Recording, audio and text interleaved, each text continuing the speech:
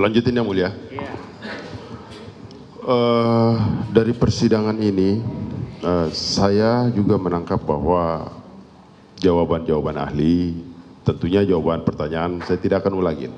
Jawaban ahli juga selalu menegaskan, hanya ini bentuk penegasan. Jawaban selalu menegaskan bahwa dalam tahap penyidikan yang penting terpenuhi 2 alat bukti, maka sah orang ditetapkan sebagai tersangka. Kalau yang kemudian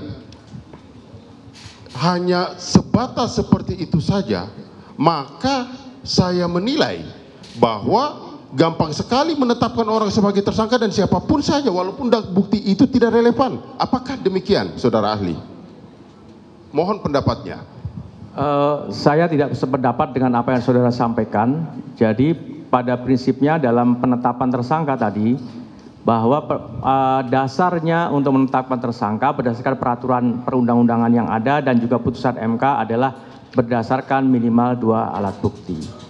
Berdasarkan 2 alat bukti. Kalau begitu gampang sekali polisi menetapkan orang tersangka, walaupun bukan bukti yang berkaitan pun diajukan, bisa ditetapkan orang sebagai tersangka, ahli.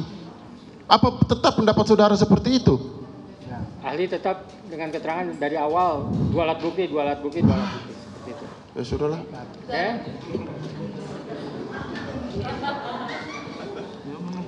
Saudara ahli, saya mau bertanya, dalam hukum acara pidana kita mengenal penyelidikan dan penyidikan. Coba saudara ahli menjelaskan kepada kita hakikat dari penyelidikan dan penyidikan.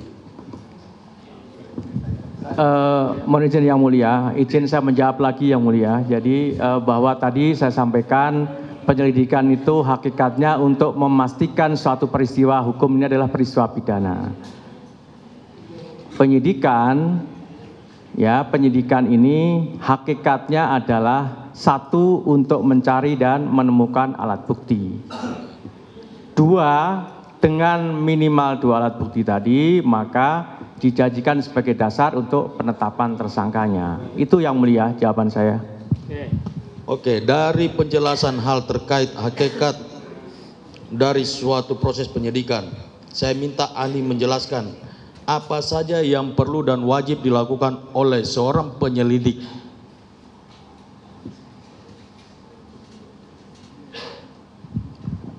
Mohon izin yang mulia, ini saya kira teknis sekali yang mulia. Tapi pada prinsipnya Bapak, tentu penyelidik melakukan satu tindakan-tindakan dalam rangka memastikan peristiwa pidana itu dia mempunyai kewenangan-kewenangan dan kemudian mendasarkan pada bukti permulaan. Bukti permulaan itulah yang kemudian memastikan bahwa ini adalah satu peristiwa pidana.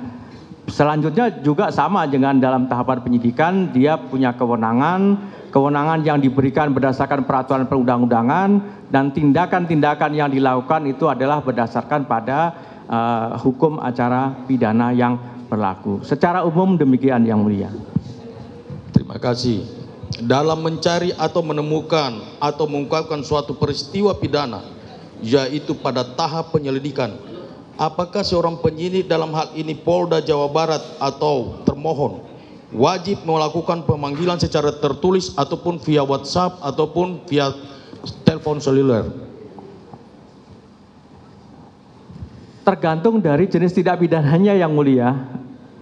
Tergantung dari jenis tindak pidananya dan secara teknis ini kan penyidik mempunyai satu domain untuk melakukan pemanggilan atau tidak perlu melakukan pemanggilan dan seterusnya, siapa yang harus dipanggil, bagaimana cara memanggilnya, itu semua menjadi domain dari penyidik untuk melakukan kewenangannya itu. Coba ahli jelaskan tindak pidana apa saja yang tidak perlu pakai surat. Ya ketika tertangkap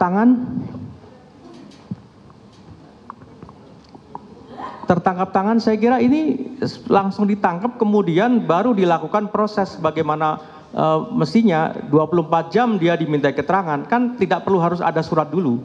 Itu contoh yang konkret yang memang bisa dijadikan sebagai satu pedoman. Demikian yang mulia. Sebentar, satu lagi terakhir. Bagaimana pendapat ahli terkait dengan putusan Mahkamah Konstitusi nomor 21 PUU 12 2014 tanggal 28 April 2015 terkait dengan seseorang sebelum ditetapkan sebagai tersangka wajib diperiksa terlebih dahulu. Ya, itu udah ditanyakan oleh rekan saudara itu. Tuh, udah. Yang lain, yang baru. Pertanyaan Dilanjutkan yang mulia. Ya. Terima kasih yang mulia.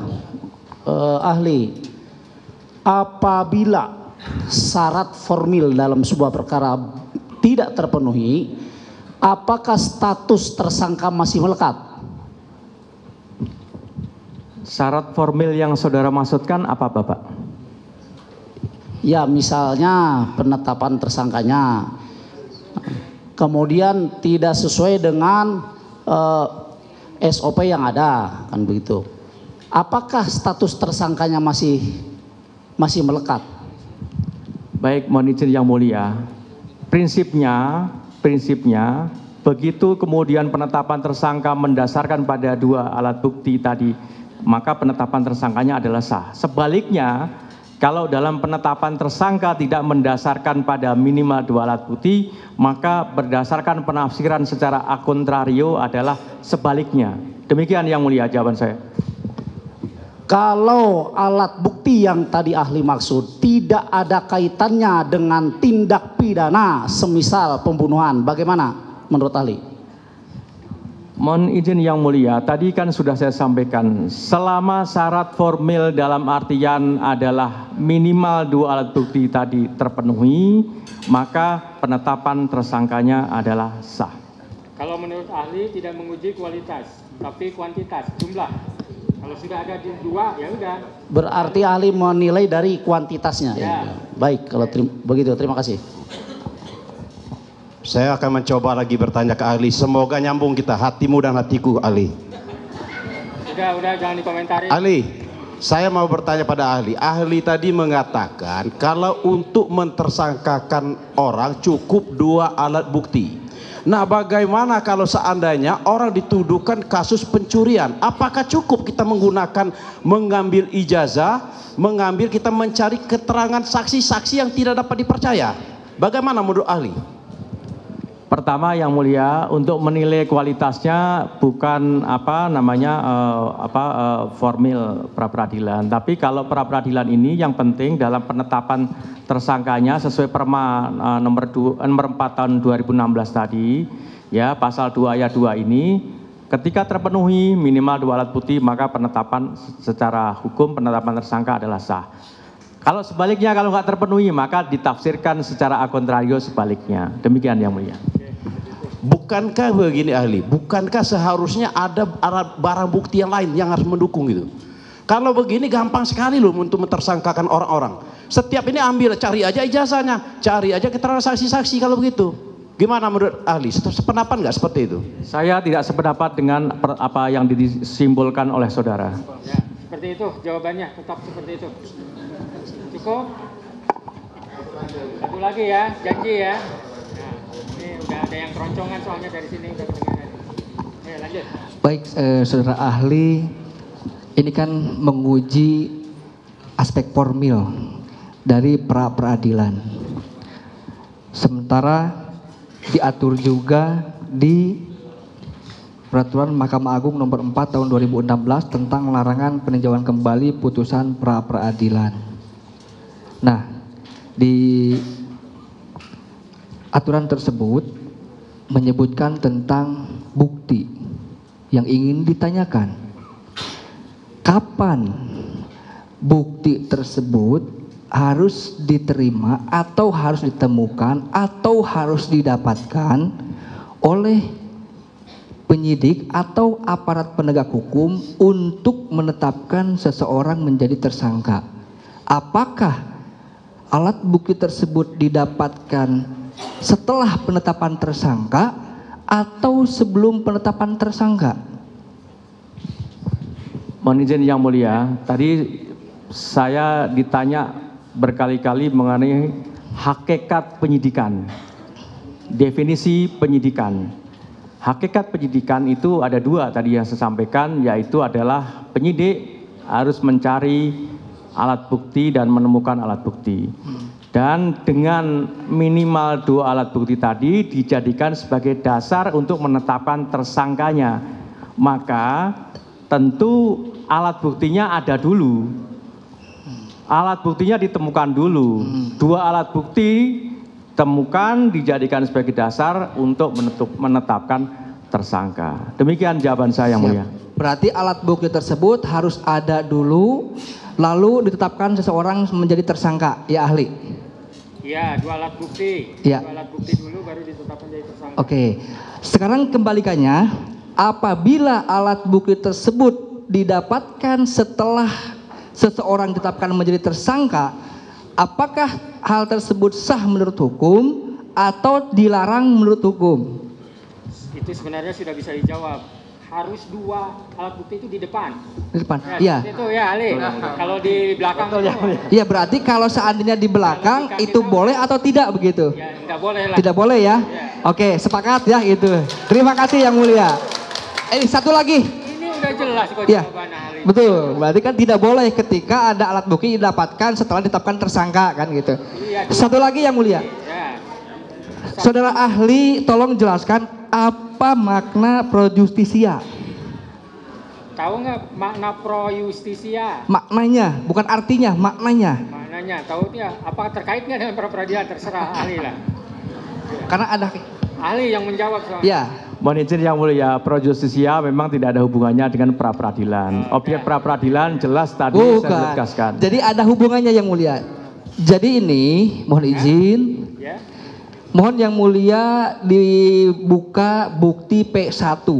Apa mau ditanyakan aja ke ahli? Oke, makanya pro justisia ya dalam daftar pencarian orang itu berdasarkan laporan polisi nomor LP garis miring 953 garis miring B garis miring 8 Romawi garis miring 2016 garis miring JBR garis miring Res CRB Kota. Pertanyaannya apa? Nah, sebentar Yang Mulia, kita sandingkan dulu.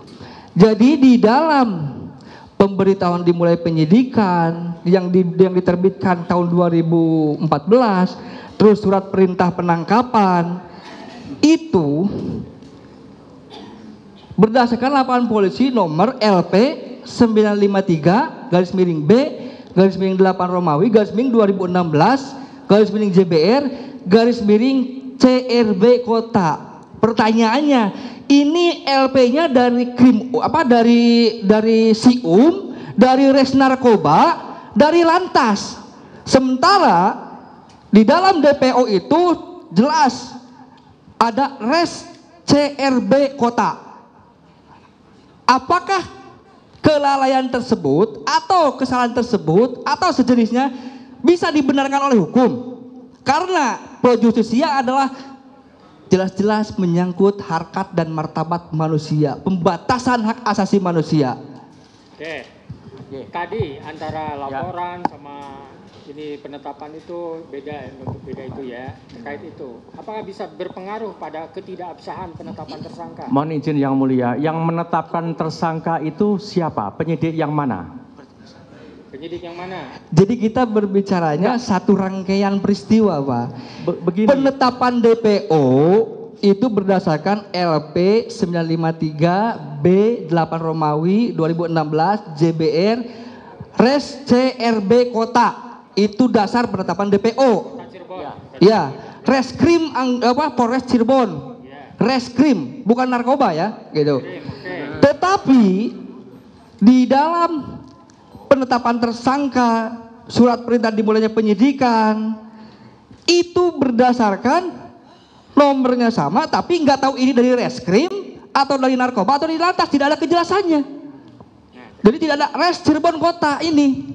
Ini masalah hak asasi manusia pembatasannya. Gitu. Saya sudah memahami apa yang saudara ingin tanyakan dan ingin minta justifikasi saudara, tapi saya ingin menyampaikan objek pra peradilan ini adalah terkait dengan penetapan tersangka oleh penyidik Polda Jawa Barat. Saya tidak bicara substansi, yang menetapkan tersangka adalah siapa? Penyidik Polda Jawa Barat. Yang tadi saudara sampaikan dalam ilustrasinya adalah Polresta. Supaya ini clear yang mulia, supaya ini clear. Oleh karenanya, dalam kaitannya dengan penetapan tersangka yang dilakukan oleh penyidik Polda Jawa Barat, selama penyidik Polda Jawa Barat mendasarkan pada minimal 2 alat bukti yang tadi sudah saya jelaskan, maka sah penetapan tersangkanya. Demikian jawaban saya yang mulia. Saya tidak bertanya penetapan tersangka yang mulia, mohon izin. Ini masalah administrasi, hukum acara, dan saudara diundang ke sini oleh termohon untuk menjelaskan ahli Anda di sini, keahlian Anda. Jadi, ketika ada salah penulisan dalam surat pro justisia untuk membatasi hak asasi manusia, itu diperbolehkan atau tidak? Sederhana, kalau boleh apa dasar hukumnya, kalau tidak boleh apa dalilnya? Begitu. Pendapat ahli gimana? Sudah. Yang mulia, jadi saya tidak menilai soal masalah administrasi. Ya. Soal masalah proses administrasinya itu bukan saya. Saya ingin menyampaikan dalam forum ini adalah soal masalah objek pra-peradilannya. Ya, objek pra-peradilan tadi sudah saya sampaikan.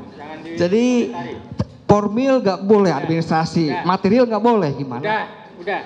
Pendapat ahli seperti itu jangan dipaksakan. Udah ya, cukup ya. Termohon. Satu lagi ya. Dua lagi, yang satu saya satu, beliau satu. Janji ya. Ya. Mohon izin yang mulia. Mohon izin yang mulia. Kemarin kita ada kesetaraan, kami pun dibatasi. Jadi ini mohon juga dibatasi juga. Ya, dibatasi begitu. 2 tadi ya, satu-satu udah. Ya. Udah. Saya tutup nanti. Saudara ahli terkait dengan tindakan pidana, apabila seorang terpidana, seorang yang melakukan tindakan pidana tidak tangkap tangan, apakah boleh penyidik melakukan penyidikan tanpa melalui proses-proses penyelidikan? Saya minta ketegasan ahli aja.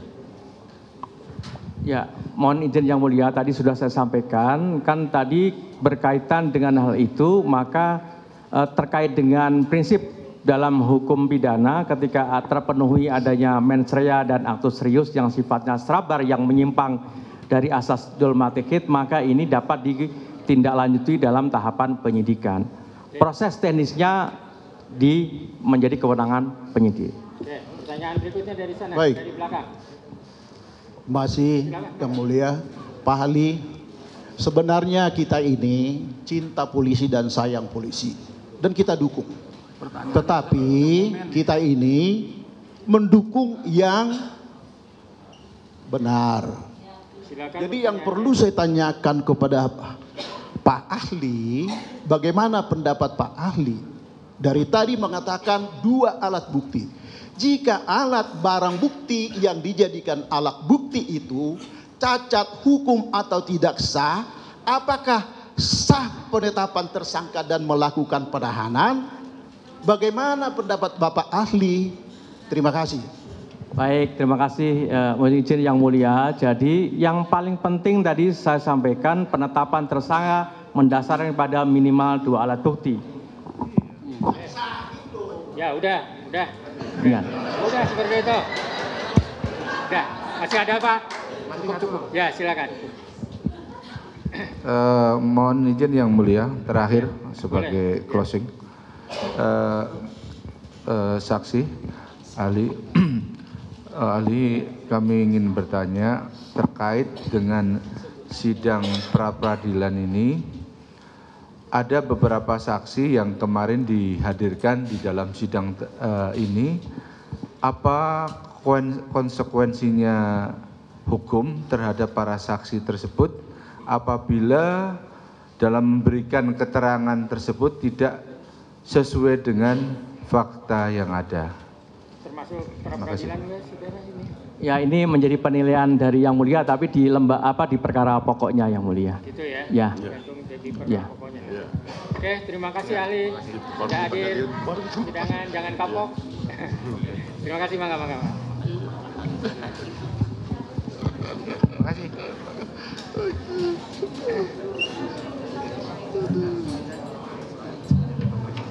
mangga, silakan, hati-hati. Ya. Silakan dikasih jalan, ahli mau lewat keluar.